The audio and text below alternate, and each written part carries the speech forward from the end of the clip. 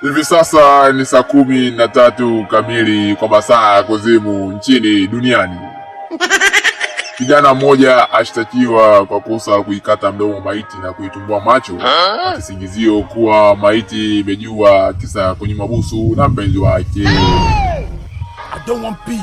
Mkoani Arusha, vijana 20 wa Pemba washtaki kuwa wamebakwa vibaya na wasichana 3 wa Makonde na kulikodiwa na kuchafuliwa vibaya mtandaoni. Mkoani Arusha, Mwanadada Sophie amshtakia Sheikh Ali kwa kudai kuwa mume wake anamchiti kwa sababu mume wake kaweka password paka kwenye tochi. Kuvuka mipaka zaidi, paka ukitaka kuvua cover la simu yake ama ukitaka kuchomeka chaji, inapaswa uweke password kwanza ndio uweze kuvua cover au kuchomeka chaji. Mkoani Songea, mtoto wa wiki 3 baada ya kuzaliwa amkatakata vipande mama yake kwa kisingizio cha kuchelewa kumnyonyesha.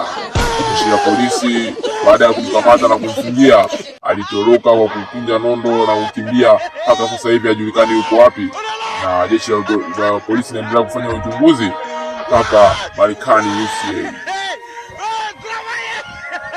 Hivi sasa ni mwisho wa habari. Tukutane saa 14 wa habari za michezo, ambayo ilithibitika kwamba viazi vimegundulika ni bomu mpya la nyuklia ambalo linatakiwa likasaidie kushuka bei kwa mafuta.